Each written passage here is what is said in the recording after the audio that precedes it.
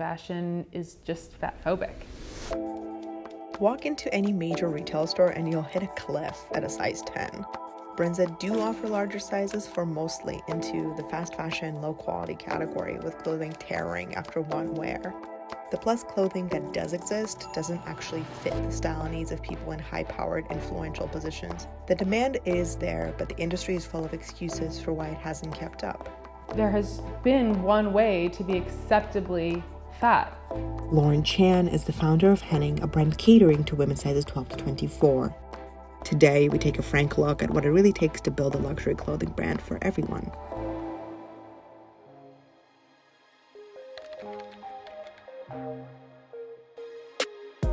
When I was a teenager, I was enthralled with the beauty and escapism and individuality of fashion, but I never saw myself reflected in the market and the clothing offerings.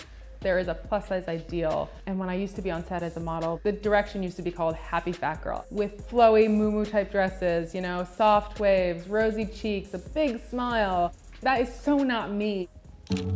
I decided to turn my small public-facing career and my experience as a plus-size consumer into a brand, which is now Henning. Henning exists to fill the gap in the market between the contemporary and luxury spaces. We make timeless essentials that are well-made in New York City that will last forever. Henning is inspired by all of the things that I wish that I could have worn during my career.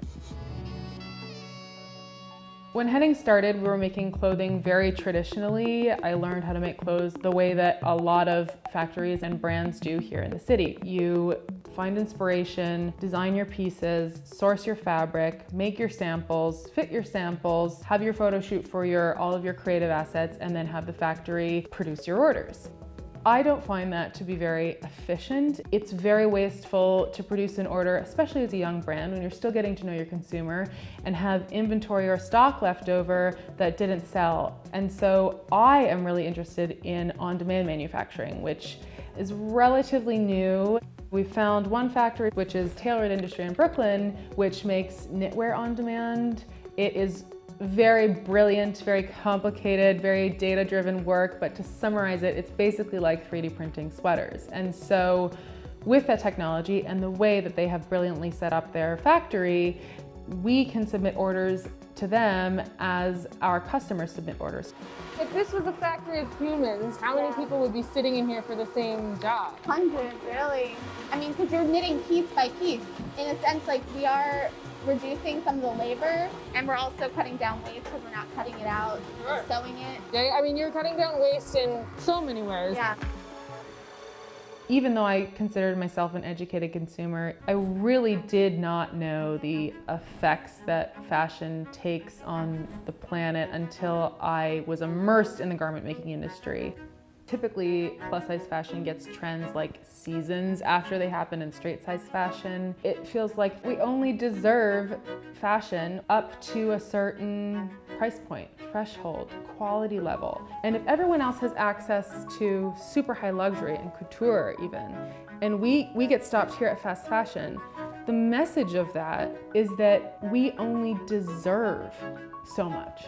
While it seems like it's just clothes, really what we're doing is sending a message of cultural norms. And I find it really exciting that there are a lot of folks innovating in this industry to make it more sustainable. My name is Kazuki Kozuru Salifoska, and I'm a co-founder of a boutique fashion manufacturing consulting firm called Kedek Fashion Workshop. We help designers and brands to make sure that their clothes fit properly. It's Kazuki who is the party working with the tailored industry folks.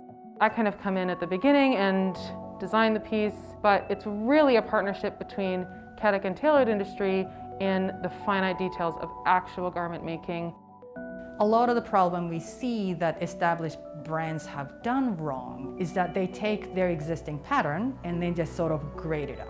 If you're grading up from the straight size range, the pattern itself doesn't have any depth. So you end up flattening the woman's chest and having excess fabric at the sides. Because if you look at a straight size dress form, sort of flat and wide, where she is more three-dimensional. She is wider, but definitely more three-dimensional than she is. You actually need to spend resources and time to go into a larger size range. And a lot of companies don't think that far. When designers make clothing, there are still restrictions with what gets made versus what will sell. But when companies go to make plus size clothes, those restrictions go from here to like here.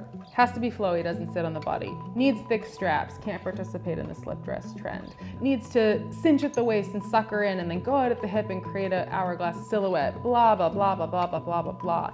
And those restrictions are reflective of the fat-phobic ways that we have been telling plus-size women they can and can't dress for years, so we shop reflectively of that fat phobia. It's perhaps a blessing that I don't come from the garment industry and therefore I don't do things the way they've always been done just because that's how you do them. The quality of the clothing is made to a level that I think plus-size women deserve to be served with.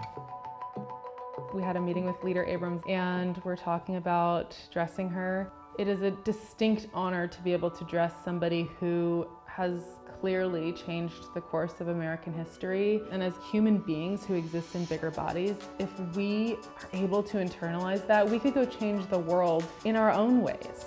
Plus size women aren't one kind of person. We are multifaceted and we haven't really had clothes that tell us that. Women above the beauty ideal belong in luxury fashion discussions. They belong in Senate elections. They can stand in their power and belong where they are and look the part and communicate that with their clothing. The possibilities are endless.